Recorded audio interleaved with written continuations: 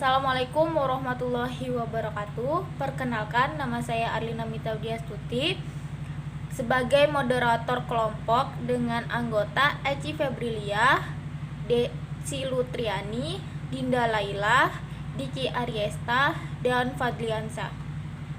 Pada kesempatan kali ini kami mengambil judul paper yaitu tentang pengaruh kerjasama ekonomi internasional terhadap pertumbuhan ekonomi di Indonesia dengan studi empiris kerjasama ekonomi bilateral antara Indonesia dan Jepang. Mungkin langsung saja, alasan kami memilih judul penelitian ini yaitu pengaruh kerjasama ekonomi internasional terhadap ekonomi Indonesia, karena kami ingin melihat bagaimana sih pengaruh kerjasama ekonomi internasional terhadap pertumbuhan ekonomi di Indonesia sendiri, dan untuk mengetahui bagaimana kerjasama bilateral antara Indonesia dengan Jepang. Penelitian ini bertujuan juga untuk melihat kepentingan nasional Indonesia dalam kerjasama IJEPA dan bagaimana Indonesia mencoba untuk mencapai berbagai kepentingan tersebut. Dengan adanya kerjasama internasional dapat membantu meningkatkan daya saing ekonomi dan menciptakan persaingan yang sehat di antara negara-negara anggota. Persaingan yang sehat ini dapat dilakukan dengan meningkatkan kemampuan produsen tiap negara dalam menghasilkan produk-produk yang mampu bersaing dengan negara lainnya. Mungkin untuk selanjutnya akan dilanjutkan oleh rekan saya. Materi selanjutnya yaitu dampak positif dari kerjasama ekonomi internasional. Dampak positif dari kerjasama ekonomi internasional ini yaitu dapat meningkatkan investasi dengan cara menarik para investor untuk menanamkan modalnya di Indonesia. Banyaknya investor yang bersedia menginvestasikan modalnya di Indonesia akan menjadi peluang bagi Indonesia untuk meningkatkan perekonomian dan pembangunan Indonesia. Selain itu, dampaknya juga dapat meningkatkan sejumlah devisa negara yang didapatkan dari kegiatan ekspor barang, karena semakin luas pasar akan semakin banyak devisa yang diperoleh negara, sehingga dapat memperlancar pembangunan negara dan memperkuat posisi perdagangan. Kemudian, dampak negatif dari kerjasama ekonomi internasional ini yaitu dengan adanya kerjasama tersebut memungkinkan negara Indonesia banyak berhutang dengan negara lain, sehingga dapat membuat negara Indonesia selalu bergantung pada bantuan orang lain. Kemudian, adanya investasi asing terhadap kebijakan ekonomi negara Indonesia. Hal ini dapat terjadi karena sikap ketergantungan yang semakin dalam pada negara lain, yang menyebabkan negara lain berpeluang melakukan campur tangan kepada kebijakan-kebijakan ekonomi yang dilakukan oleh pemerintah Indonesia. Apabila kebijakan-kebijakan yang diambil pemerintah Indonesia mendapat campur tangan negara lain, maka dapat merugikan rakyat.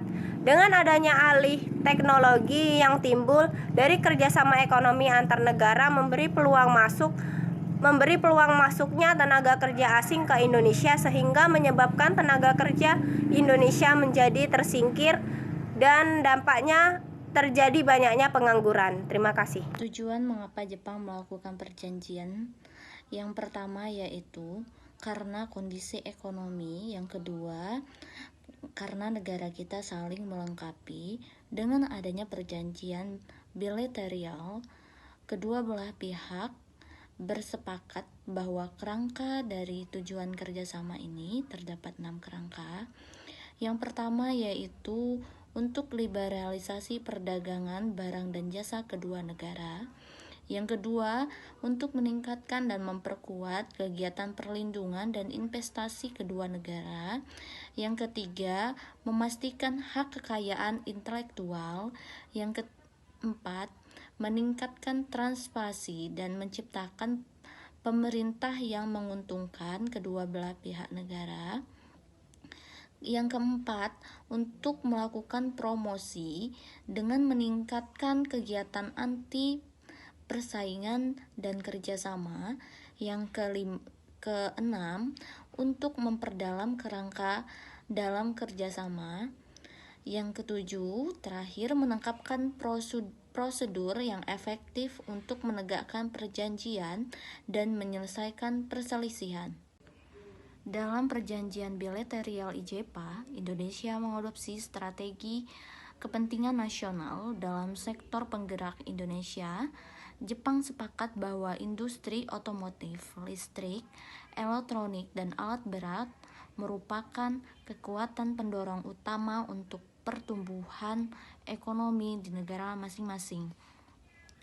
Adanya program kesejahteraan yang bertujuan untuk meningkatkan akses untuk pasar Jepang ke arah yang lebih luas hingga ke produk-produk berkualitas tinggi milik Indonesia, menaikkan ekspor ke berbagai negara asing, meningkatkan daya saing industri, manufaktur, dan harapan Indonesia untuk menjadikan produsen untuk meningkatkan basis daya beli masyarakat Indonesia dan menghasilkan produk manufaktur bernilai tambah.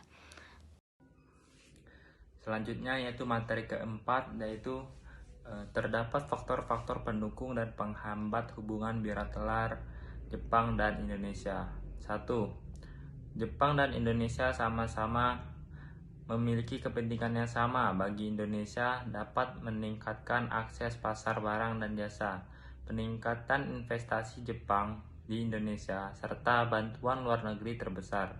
Sedangkan bagi Jepang berkepentingan memperluas akses pasar bagi produknya, serta mempererat hubungan kerjasama dan saling ketergantungan.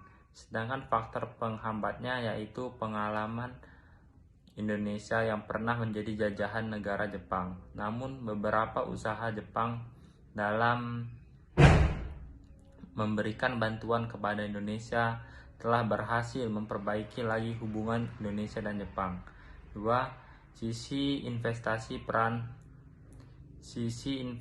peran Jepang dan dalam perekonomian Indonesia tidak kalah penting walaupun sempat mengalami penurunan kuantitas investasi saat terjadinya krisis ekonomi yang melanda Asia di tahun 1997. Jepang masih menjadi salah satu negara terpenting di antara negara-negara lain yang melakukan investasi di Indonesia. Selanjutnya, diplomasi ekonomi Indonesia dengan Jepang pada dasarnya didorong oleh beberapa faktor seperti latar belakang sejarah Indonesia yang sudah percaya terhadap Jepang sebagai teman tradisional Indonesia. Hubungan perdagangan yang saling menguntungkan karena Indonesia kaya akan sumber daya alam, sementara Jepang menguasai teknologi dan pasar sehingga saling membutuhkan antara Indonesia dengan Jepang, serta ekonomi Jepang yang sudah tidak diragukan lagi perkembangannya. Ekonomi Indonesia juga tergantung pada situasi ekonomi Jepang karena berfokus pada diplomasi ekonomi dalam bentuk impor, ekspor, dan investasi. Nilai perdagangan bilateral kedua negara pada 2019 naik menjadi 31,5 miliar dolar. Jepang salah satu tujuan favorit ekspor Indonesia, sehingga bukanlah sebuah langkah yang salah jika memperjuangkan diplomasi ekonomi dengan Jepang.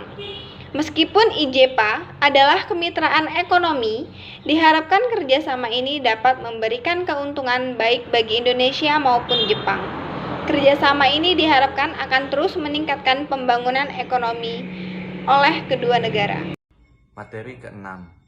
Terdapat hubungan kerjasama ekonomi bilateral antara Indonesia Jepang terhadap pertumbuhan ekonomi, yaitu 1. Perdagangan, 2. Investasi, 3. Kerjasama ekonomi. Dalam kerjasama ekonomi, Indonesia merupakan negara penerima ODA atau bantuan pembangunan tingkat pemerintah terbesar dari Jepang berdasarkan realisasi neto pembayaran pada tahun 2005 adalah 1,22 miliar US dollar, yaitu tambah 17% dari seluruh ODA yang diberikan Jepang.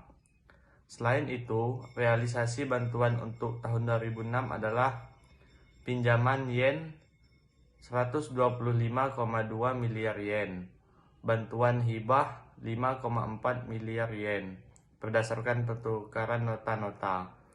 Kerjasama teknik 7,8 miliar yen berdasarkan realisasi pembiayaan JICA. Baik, terima kasih.